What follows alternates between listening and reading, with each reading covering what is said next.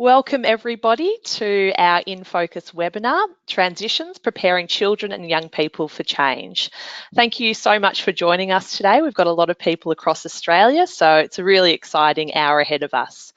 For those of you that don't know much about BU, it's a national initiative led by Beyond Blue in partnership with Early Childhood Australia and Headspace, funded by the Australian Government. BU aims to transform Australia's approach to supporting children and young people's mental health in early learning services and schools.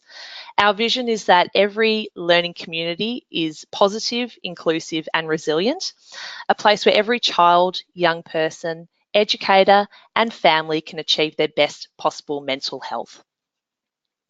BU offers educators and learning communities evidence-based online professional learning, complemented by a range of tools, resources, and events like this webinar today.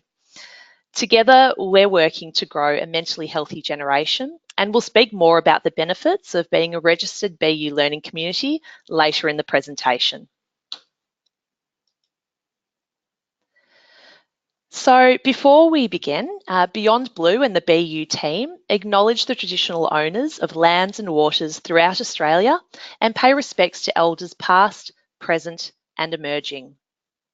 We recognise the importance of continued connection to culture, country and community, to the health and social and emotional well-being of Aboriginal and Torres Strait Islander children, young people and their families. In addition to our acknowledgements, we also want to highlight that we may reference content drawn from the Always BU resource located on the BU website. We recognise that Aboriginal and Torres Strait Islander cultural knowledges are fundamental to the continuation of culture. Embedding references or imagery throughout this presentation is with the objective of being inclusive and respectful, and for the purpose of embracing Aboriginal and Torres Strait Islander ways of being, knowing and doing. I invite all our listeners today to think about the lands which you're joining us from across Australia and reflect on what that connection means to you. So today I am joined by two other panellists who you hopefully will see in a moment on your screen to share with you our knowledge and insights on the following learning objectives that you can see. To kick off the introductions, I'd first like to formally introduce myself. My name's Natalie Fanariotis and I'm the implementation lead for BU as part of the Beyond Blue team. A little bit about me, I'm a registered teacher in Victoria and my contributions today stem from my experience within the field of education as a secondary school teacher, a head of wellbeing services and educator across community engagement projects. I've supported many children and young people through times of transition and my current work involves a focus on the successful implementation of whole-setting approaches to positive mental health. I'd now like to introduce our other panellists, Mari Hurst and Sally Gissing. Hi, I'm Mari Hurst. I'm a psychologist and mental health consultant. I've been working for over 14 years with children, young people and families to support their mental health and well-being. I began my career as a primary teacher before training in educational psychology in the UK, where I worked across the early childhood, primary and secondary sectors before moving to Australia and working in the not-for-profit sector, managing a range of services. I'm really looking forward to sharing my experiences regarding transition with you all today.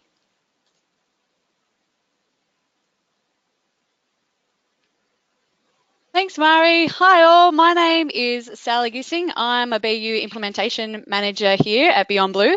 I've been working in education for over 10 years now, both as a primary and secondary teacher, as well as a school-based education program manager.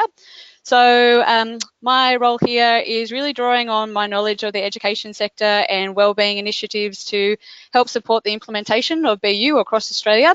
And I'm really looking forward to talking about transitions with you all today, drawing from my first-hand classroom experience. Thanks, Mari and Sally. It's great to have professionals with different experiences and areas of expertise contributing to today's webinar. So we really appreciate having you both on board. Now, to help provide the best possible webinar experience today, we will all now be switching off our webcam. So Mari and Sally have left us. I'm going to turn my webcam off in a moment, just to ensure our audio and the presentation flow is optimised.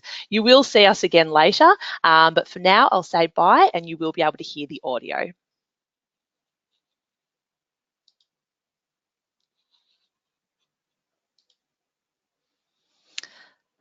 Okay, so before I provide you with some technical tips for maximising your learning online today, I wanted to highlight the importance of being mindful that talking about mental health in any context, including transitions, can affect us all differently.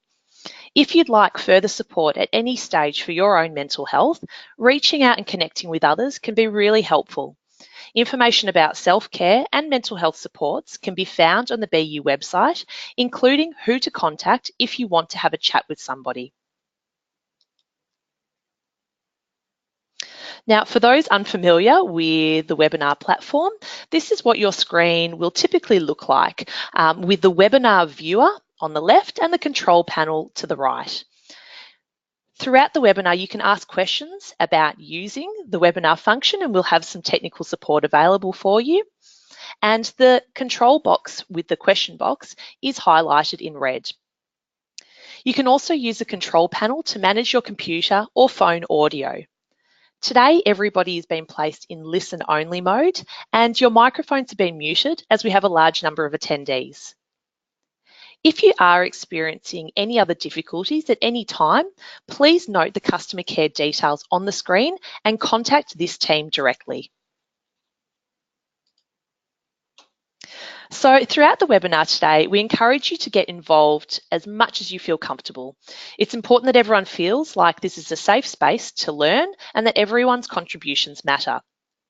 You can ask questions via the questions box, and we hope to respond to as many of your queries as possible during today's session. But for those that we don't get to, we'll follow up with the supplementary material after the event concludes. All event participants will be able to access a certificate of participation, a recording of this webinar, and any supplementary material.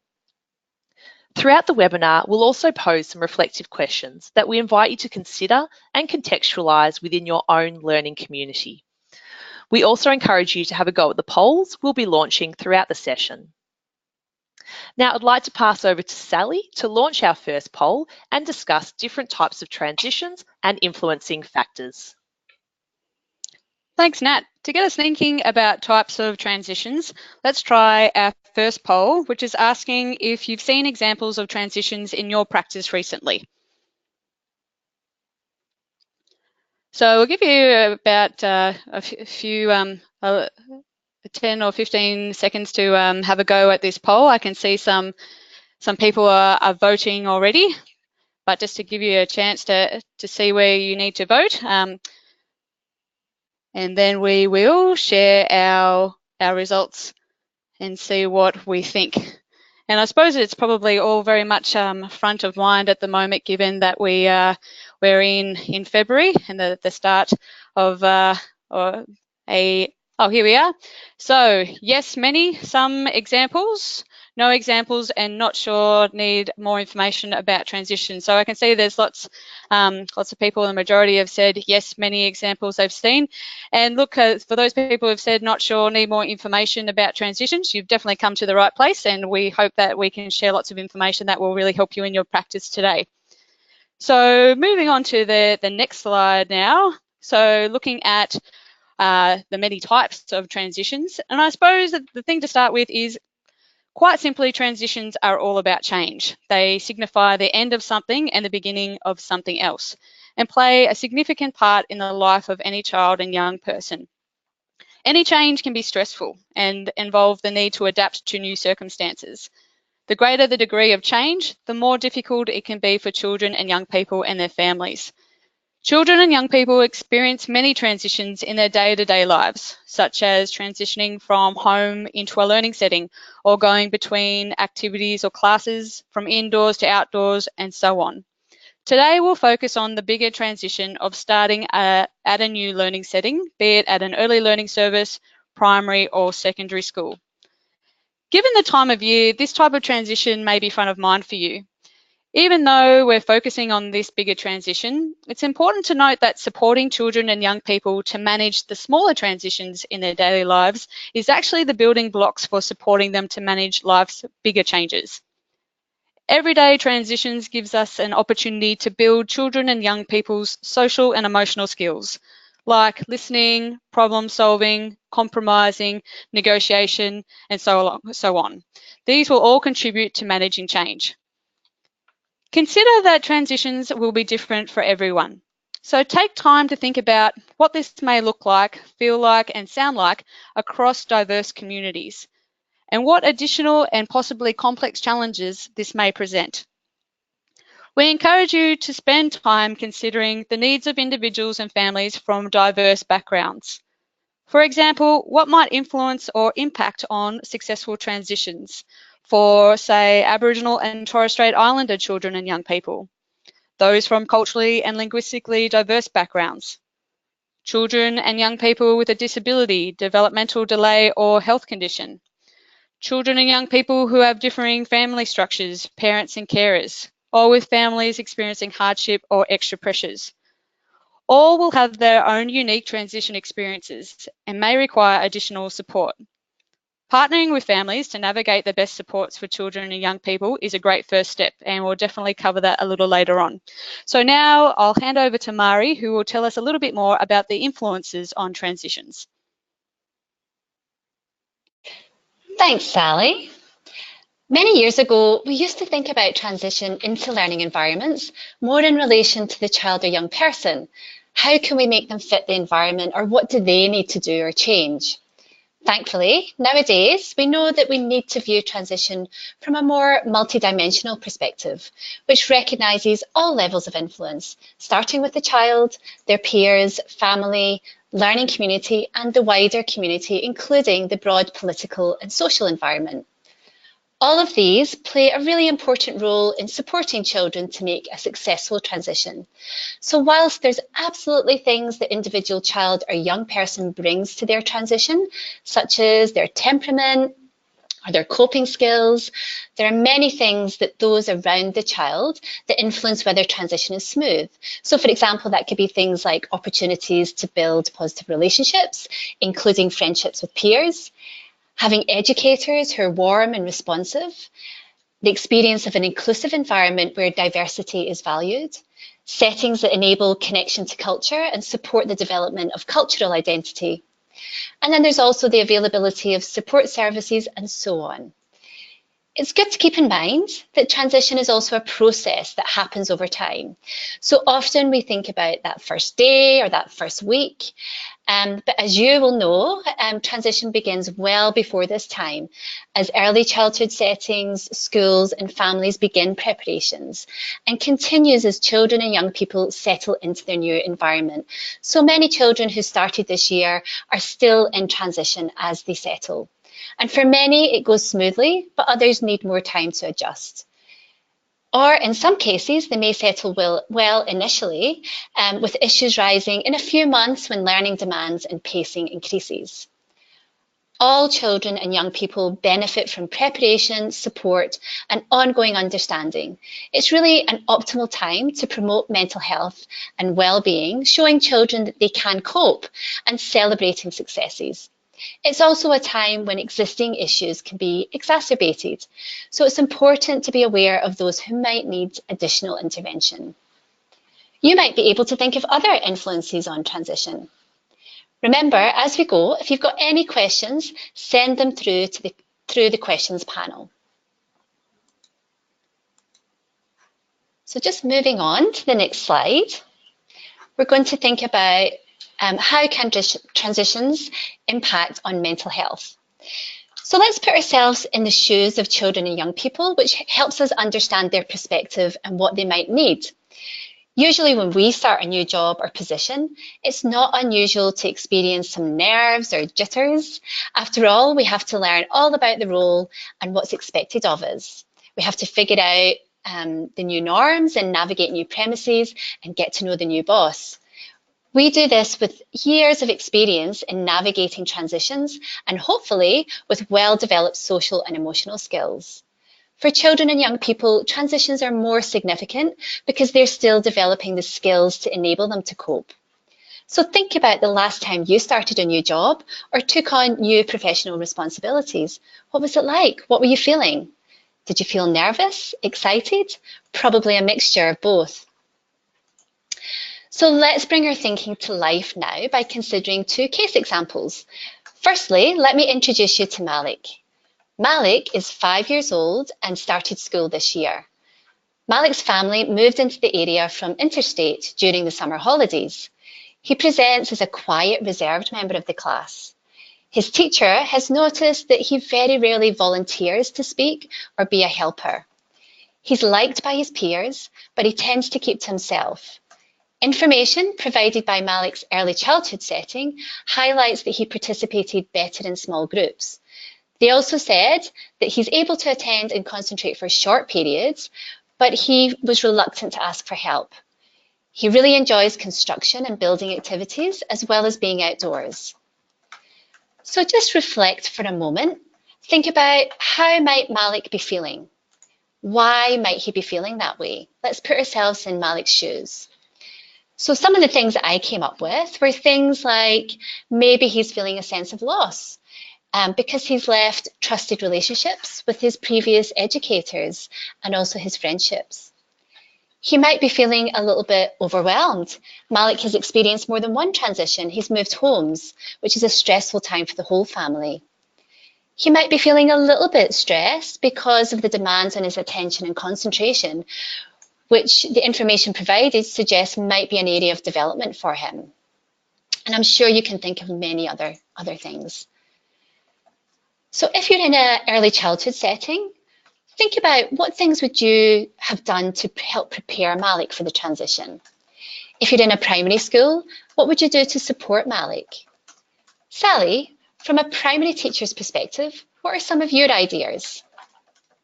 Thanks, Mari. From a primary school teacher's perspective, I'd suggest finding opportunities to interweave activities that Malik enjoys, such as you mentioned, construction and being outdoors. And this time of year is really where we're wanting to build that really strong rapport and positive relationship with our students. So you can use construction and being outdoors, those sort of activities, as really great conversation starters with Malik. And also investigate if there are other students who have similar interests to him and creating opportunities for them to participate in these activities together, whether it be in a classroom or at recess and at lunchtimes. Thanks, Sally. That's some really great ideas. And as you were talking there, I was just also thinking that, one of the first things I'd be doing is getting on the phone to his previous setting and talking to the early childhood educators and finding out a little bit more about his experiences there, the strategies that they use to support him, and more about his strengths. So let's move on now to think about our second case study. Let me introduce you to Talia. Talia is 12 years old and she started secondary school this year. Talia is an exuberant individual who is very active in class and takes time to settle following transitions between classrooms. She's a willing participant in discussions, but she can be a little bit argumentative with teachers and her peers. She doesn't yet appear to have a stable social group. Information from her primary school highlights specific difficulties around reading, writing, as well as emotion regulation, which at times impacted on her peer relationships. Her primary school also said that she was creative and enjoys activities like art and music. So again, think about how might Talia be feeling? Why might she be feeling this way? So again, some of the ideas I came up with was, well, perhaps she's feeling a little bit lonely. Her friendships have changed and she's yet to find her place in a friendship group. And her social skills might make this a little bit more challenging for her. She might be feeling an initial sense of disconnection, maybe a bit lost in her new environment, or maybe overwhelmed. Because we know that she has some challenges in literacy, it might be raising her anxiety and causing a bit of a barrier to accessing lessons. Think about how would you support Talia in your setting? What additional information could you gather and how would you do that? What supports do you have available within your learning community to help Talia connect and feel a sense of belonging? Natalie, from a secondary teacher's perspective, how would you support Talia? Thanks, Murray. So to support Talia, I guess I'd want to find out a lot more information about her. So this might be speaking with leaders at the school, her previous school, and also be very keen to partner with her family, but most importantly, actually asking Talia directly what she would like as type of support. You've said Talia is energetic and creative, so I'd want to be able to create opportunities for her to work to her strengths, like through active getting to know you activities or creative based tasks that she can showcase her qualities and interests. For Talia and other students in the class to feel a sense of empowerment for their own learning space, I'd also work with the class to create some shared norms. So highlighting how we're going to work together collaboratively and respectfully. And I think this really sets the tone, especially at the start of the year, and provides a lot of clarity about expectations and what we're all accountable for, including myself as a teacher. I might also set up a rotating roster or class seating plan, which is going to help Talia get to know other peers and form those relationships. And finally, something that I could do is familiarise Talia and the rest of the class with the school routines and the environment, because I think that when people are experiencing significant periods of change, knowing what's happening, when and where can be really grounding and provide a sense of stability. Thanks, Nat. Those are some really great ideas that you and Sally have provided. And I really like that both of you thought about the children and the children's strengths and used those to support them. So now we're going to just take a bit of a moment to check in with each other and think about what we've been discussing. Have you heard new information? Has the content presented affirmed what you're already doing? Are there practices that you can apply within your own setting? So there's some questions that have been coming through, and I'll just take a little bit of time to answer one of them if I can. So let's have a look. Can you tell us a bit more about some of the key things early childhood services do to support transition? Okay, so thinking a little bit about early childhood specifically, just for a moment. When I think about those early years and children's experiences within early childhood environments, I think that they really lay the foundations for the big transitions like starting school. And early childhood educators do lots of things to support children make the transition. So for example, those are things like helping children develop good language and listening skills. They might also help children develop a positive attitude about learning. And of course, they support children's social and emotional competence, which are really important skills to have as they go through transitions. They also support children through day-to-day transitions, like, for example, saying goodbye to a family member or starting and stopping an activity. And when educators organise their feelings and help them to manage their emotions, they're learning skills that help them manage big transitions too. And early childhood settings prepare children and families in lots of practical ways. So sometimes it can be things like helping children understand and develop realistic expectations about what school is going to be like, practicing skills to build confidence, things like, sometimes services get children to bring in simple things like a lunchbox and practice opening it and getting their food out and knowing what to eat. And they also provide lots of information to families because, of course, it's a transition for the whole family. So remember to keep your questions coming through and we'll try to get to them during the session or provide some additional information afterwards. So let's move on now to think about how we can promote positive transitions. Many of you will be aware of the concept of mental health risk and protective factors, which I'm going to touch on briefly here. But if you want to know more, please have a look at the BU Professional Learning within the Mentally Healthy Communities domain under the Understand module.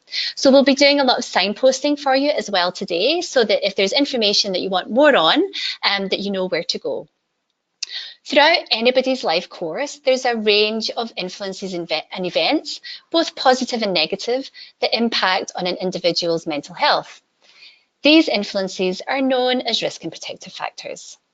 Risk factors for children and young people's mental health and well-being increase the likelihood of mental health issues developing during childhood and beyond.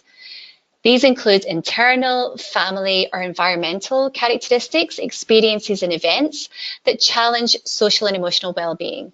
So that might be things like having a family member with a mental health issue, the experience of exclusion or racism, or disconnection within the learning community, just to name a few. The presence of risk factor doesn't mean that a child or young person will develop a mental health difficulty, but it increases the likelihood. Protective factors, on the other hand, decrease the likelihood of mental health issues and build and maintain resilience even when risk factors are present. Enhancing individual, family, and environmental protective factors means children are less likely to be vulnerable because they receive the acceptance, warmth, and support required for learning, social and emotional development, and resilience. By strengthening protective factors, we can also support children and young people through transition. Some particular protective factors that increase the likelihood of a smooth transition include having a sense of belonging in the learning environment, developing positive relationships, involvement of families, and of course, building social and emotional skills and coping skills. So I'm going to hand over to Sally now, who's going to tell us a little bit more about fostering a sense of belonging. Thanks, Mari. A sense of belonging is a significant protective factor and includes feelings of being accepted, respected, and supported by others in the learning environment. Children and young people who feel they belong are happier, more relaxed, and have fewer behavioural problems. They're also more motivated and successful learners. It is really hard to underestimate the importance of belonging and its role in mental health. For example, the positive effects of belongingness extends beyond the learning environment. Research highlights that it can buffer the impact of disadvantage, and for young people, it can also serve as a protective factor for engaging in risky behaviours. Children who do not feel a sense of belonging are more likely to become disengaged, refuse to go to their learning setting, and experience mental health issues such as anxiety and depression. As children and young people are now settling into their new learning environment, it's important to step back and observe. We need to consider if they're developing a sense of belonging. If not, why might this be? Thinking about their individual needs. Could there be a mental health issue or learning needs that have not yet been identified? Think about their relationships. Do they have a sense of connection to their educators and peers? What about their learning environment? Are there elements the child or young person might be struggling with? Do they see themselves reflected in their environment? Or are there circumstances outside of the learning setting that's impacting their sense of belonging? Consider what transition activities could help children and young people in your setting feel like they belong. These could include opportunities for families to get to know the new learning environment, really getting to know the children and young people in your care and their families, knowing their needs and preferences, ensuring the environment reflects the community, So thinking of examples like, can families recognise themselves in photographs, books, toys, and learning materials? Think about involving cultural leaders or community figures in the transition process. Try focusing on children and family strengths to help them settle in, and clearly communicating the service or school's policies on things like welfare, safety, and discipline. And lastly, ensuring children and young people and their families know who and where they can go to if they need help. So next up, let's hear from Natalie about the importance of positive relationships as a protective factor during transitions. Thanks, Sally. So positive relationships is definitely a significant protective factor. They enable children, young people and families to feel that they're welcome and valued, that they can contribute and be listened to, and that their opinions, ideas and beliefs matter. So positive relationships and a sense of belonging are really interrelated. When children and young people have a supportive network of relationships, they're more likely to feel comfortable and connected to the learning environment. Positive relationships build mutual trust, respect, and shared understanding. The development of positive relationships involves all groups, recognising that each has a valuable contribution to make. For example, when you're building relationships and communicating with children's previous educators and setting leaders, like between an early learning service and school, that's really going to strengthen that relationship and understanding. Partnering with families is also critical in creating and maintaining positive relationships. When educators and families work together, it provides continuity for children and young people as they settle into their new environments. There are many reasons to foster positive relationships with families during transitions. Building strong connections early can support ongoing partnerships with families throughout education settings. And this will ensure a collaborative and really holistic support approach is provided to children and young people, which in turn has benefits socially as well as for their learning. Fostering relationships between families can also influence transition. Research suggests that families who have positive relationships with other families generally have lower stress levels and more positive interactions with children. This then leads to more positive educational experiences and further creates a sense of community. I think it's really important to link families and others in the learning community with their wider community during transitions, as that's likely to provide the additional social support and reduce social isolation at potentially stressful times. Some actions that can support positive relationships include inviting families to the learning community for an information session, event, or some sort of social activity. I think this is a really great way to make families feel welcome and connect with others, as well as introduce educators to families and build those relationships. Relationships internal to the early learning service or school are also really important. So when staff members are seen to model respectful and open interactions, it really demonstrates to the learning community that the voices and opinions of everyone are valued. Supportive relationships amongst and between educators can help to ensure continual improvement of transition processes through reflective practice. Now, relationships can also extend into the local community and assist in tailoring transition practices to fit local needs. Settings may have close connections with local community groups and other organisations and members from such communities, and they can provide essential links between educators, families, children and young people. An example of this is a commitment to engaging with community members, as well as positive involvement of families, and this has been emphasised as central to Aboriginal and Torres Strait Islander children's transitions into learning settings. Now, there's going to be some families that naturally feel connected. Perhaps they've had other children at the early learning service or school, or already know some families or educators. Now, this is a great opportunity to engage with these families and see where they can further strengthen and champion engagement with the broader family community.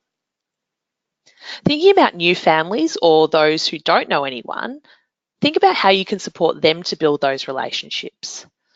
Different settings have different levels of and opportunities for engagements. So think about what would enable stronger partnerships with families, especially in the secondary environment where there is less opportunity for incidental interactions. Marie's going to continue on with telling us more about partnering with families. Thanks, Nat. So we've touched on the importance of viewing families as a great source of information and knowledge about their child, which helps educators to appropriately support the child or young person during the transition period. Transition is an ideal time to foster family involvement because the research tells us engagement tends to be higher. And we know when families are involved, it supports a smooth transition, as well as ongoing mental health and learning success. Just focusing for a moment on secondary, it's important to note that the commencement of secondary schooling can be accompanied by a gradual lessening of parental involvement. However, the research tells us that it remains highly important and influential in terms of academic success and well-being. So we still need to work at engaging with families at all stages of education. And transition provides an opportunity to help families understand why this is important and what it might look like. from direct involvement in the learning community to home-led aspects of engagement, such as providing a general positive atmosphere and encouragement for learning. The transition phase could also be used to partner with local agencies to deliver parenting programs or workshops for families to enable their capacity to support their child's development and well-being. Strategies like these help to increase a family's confidence in managing the transition, which has been shown to further increase engagement within the learning setting and improve outcomes for children and young people. So it's good to reflect on whether your colleagues see the value of working with families, and if not, what could you do to help them understand the benefits? So with that in mind, let's do our next poll. So do my colleagues see the value of working with families? Just give you a few seconds to complete this and think about yes, and they actively engage with families, yes, but lack confidence and or time to engage with families, or no, and have limited engagement with families. So have a think and complete the poll. So just the last few seconds coming up.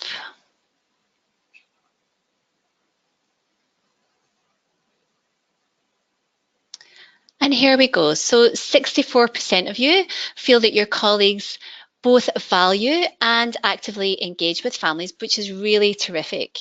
And lots more of you want to engage with families, but perhaps lack confidence, or sometimes it's difficult to find the time. So there's always ways that we can, continue to develop our practice and further engage and create authentic partnerships with families.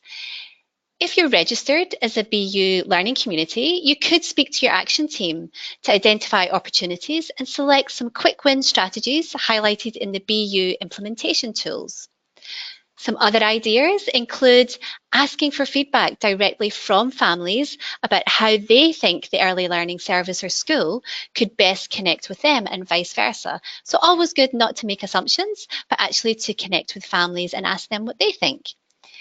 Ask a family or a few families to come and present to staff about their cultural background and values to better understand diverse families. Encourage colleagues to check out the BU Professional Learning under the domain Family Partnerships and put into practice some of the key learnings. So thanks for contributing to the poll, and now we'll move on to the next slide.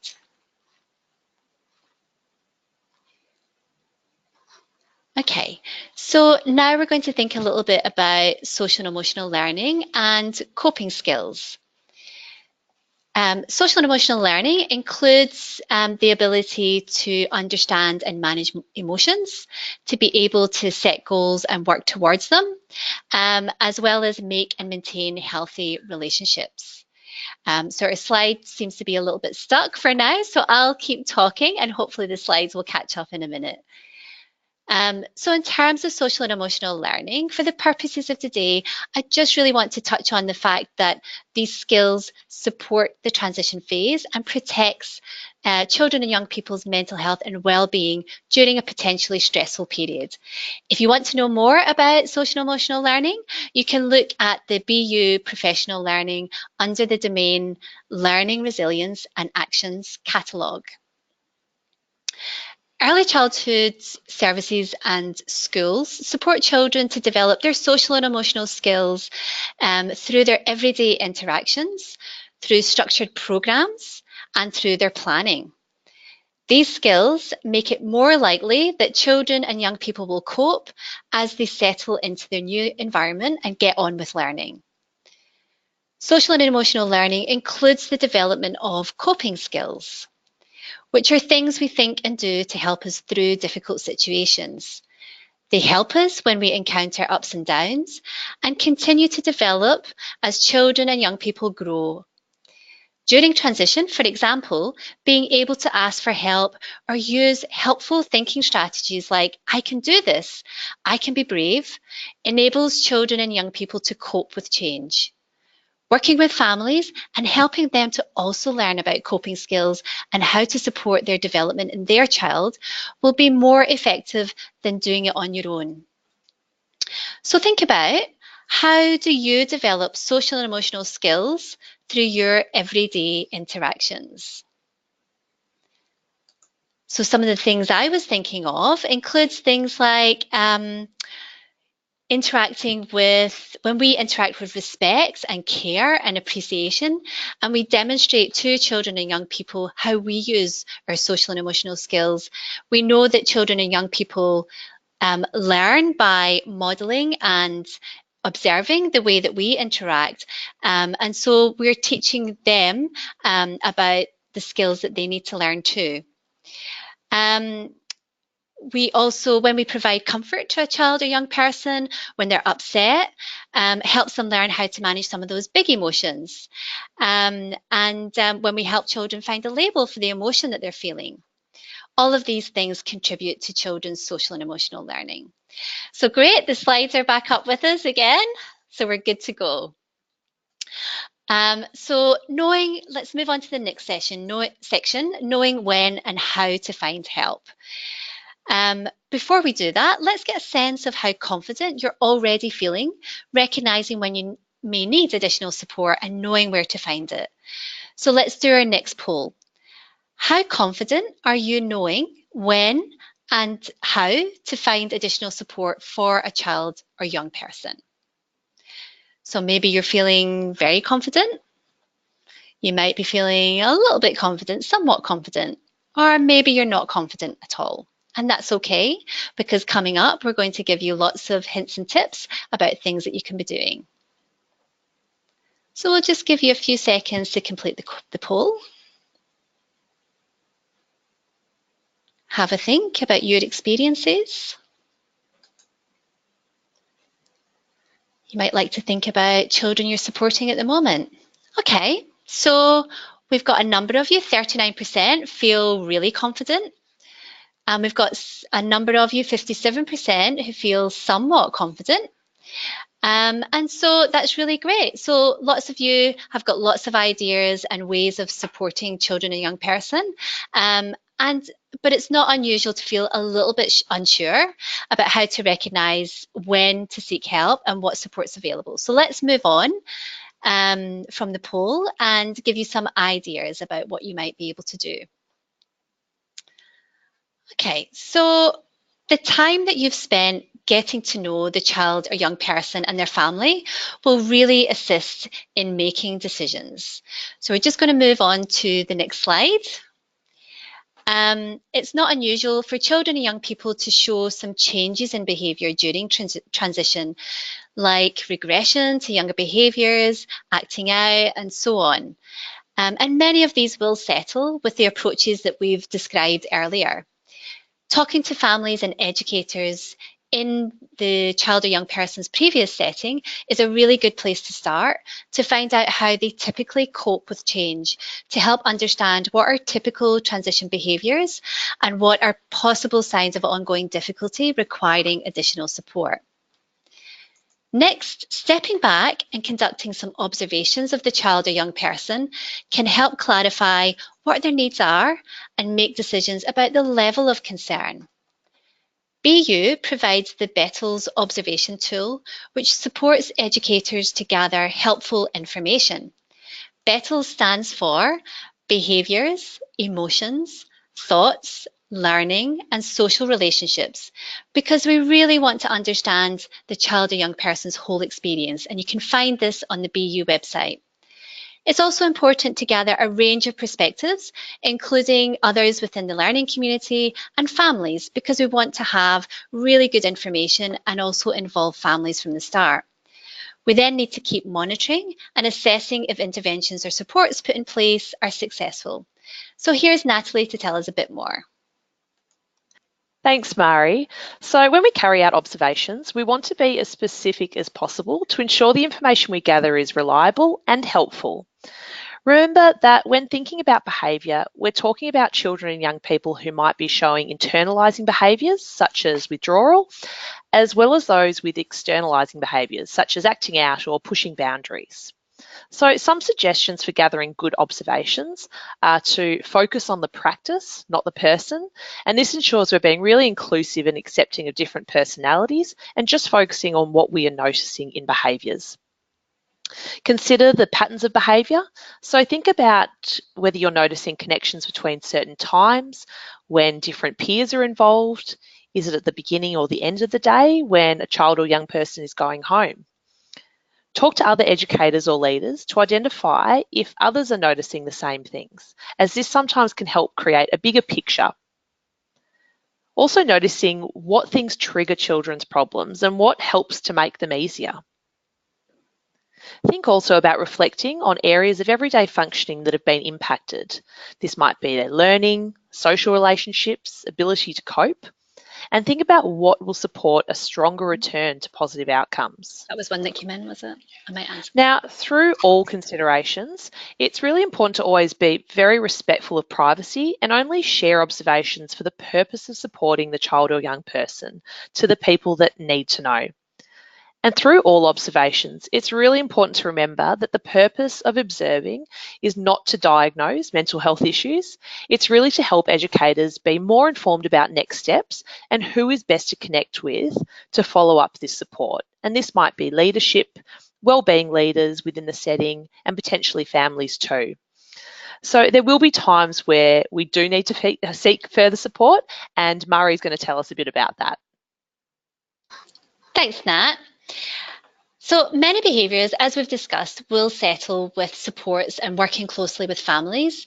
And some of those, the issues described on the slide may be temporary. For example, emotional volatility may be an initial response to change. However, some difficulties can be ongoing, such as continued distress and avoidance of the service or school. Many of you can probably think of children and young people displaying some of these behaviours described on the slide and have a range of strategies that you use to support them. If the behaviours are not settling, then it may be time to seek additional support. Bear in mind that for some families, it might be difficult for them to approach you if they are noticing some challenges with their child. So you might, for example, notice a family withdrawing from communication or maybe even expressing some frustration because they're unsure how to manage the situation. You might need to reach out and try to understand things from their perspective. Carrying out observations like those described in the previous slide will help you know if the behaviours are improving or staying the same. The information will be really valuable if you do end up working with external agencies or professionals. And I know from working with schools and early childhood services that when they provide me information like that, it's so helpful. So here we go. Here's some ideas about some helpful supports. It's not an exhaustive list, but these are just some examples of what might be available. Of course, getting to know your unique community, gathering information and building relationships with a range of agencies and professionals will help you know what options are available. Support may look very different depending on the child or young person's needs. For some, setting-based targeted intervention may be enough. You might consult with a senior educator in your early childhood setting or the wellbeing team at your school. There may be targeted groups that are available, for example, evidence-based social skills groups or additional resources that can be accessed to support the child or young person in your learning setting. For others, referrals to an external professional may be necessary.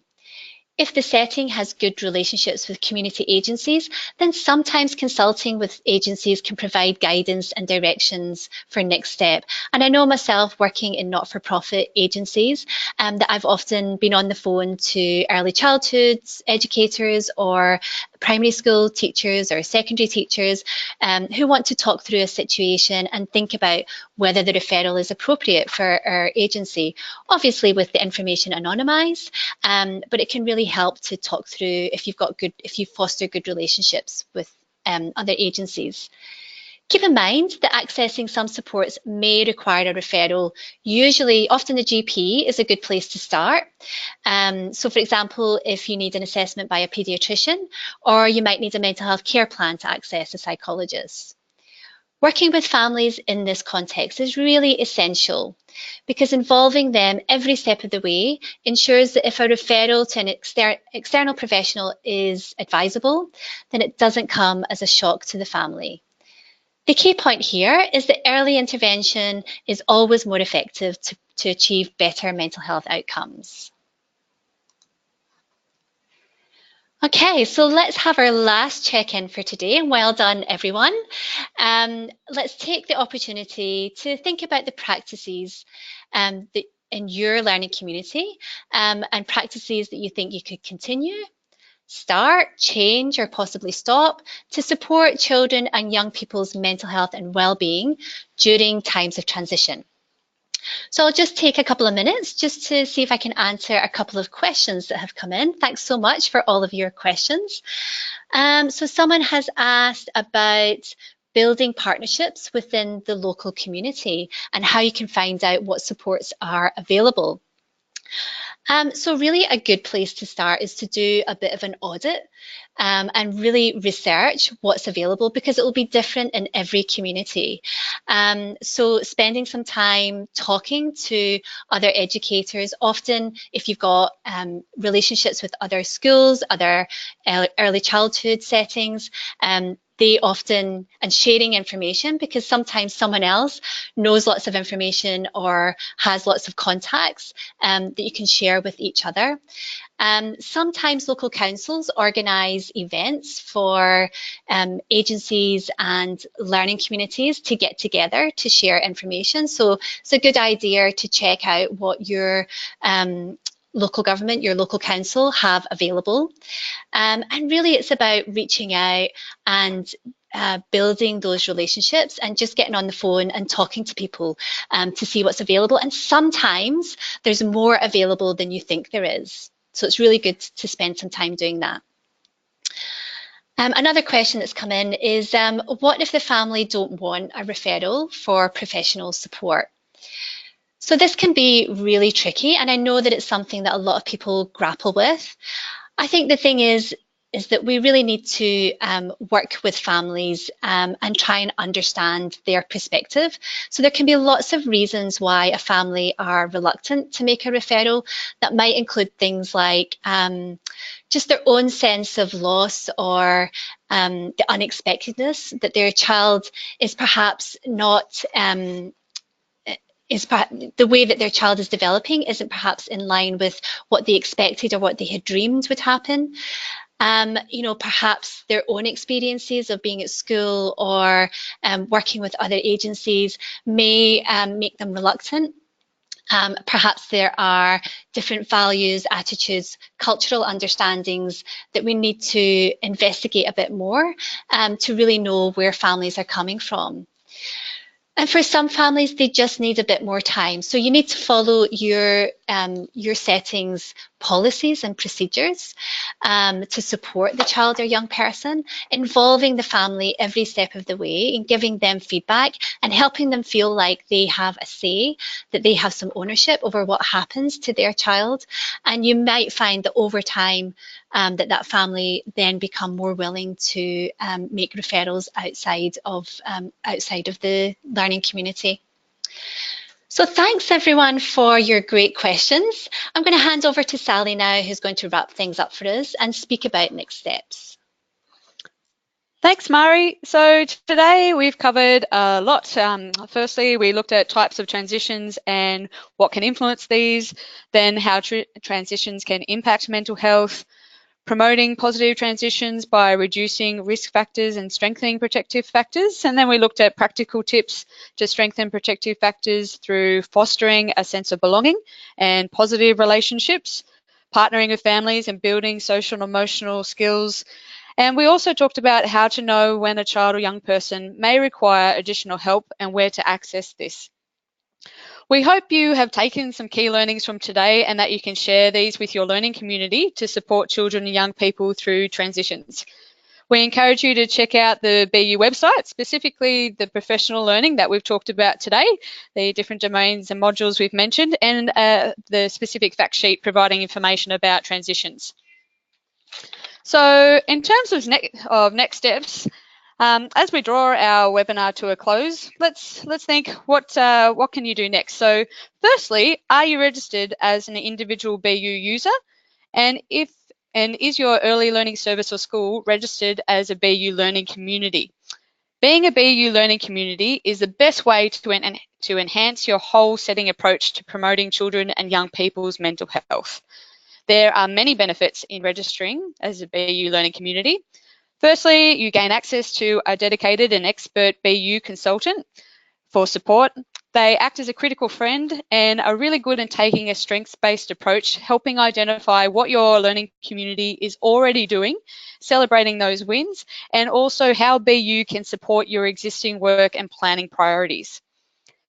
BU learning communities also have access to a wide range of implementation tools and resources, such as the action plans and catalogue, reflection tools and surveys, and resources to help you share and extend your learning with the wider community. If you're already a registered individual user and part of a BU learning community, that's fantastic.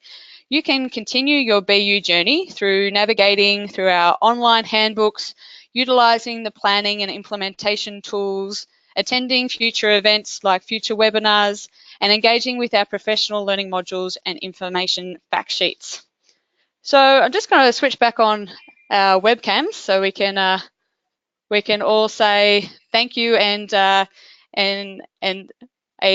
goodbye for now. So that's all from us today, and many thanks for joining us to discuss this really important topic of transitions. When you exit the webinar, you'll be prompted to fill out a 5-question survey, and this feedback is really invaluable to us so that we can make sure that we're making sure that webinars like today are really addressing your learning needs. And we hope that we'll see you again next time. But until then, take care and continue joining us to grow Australia a mentally healthy learning community, or a mentally healthy generation. So thanks everyone. See you next time.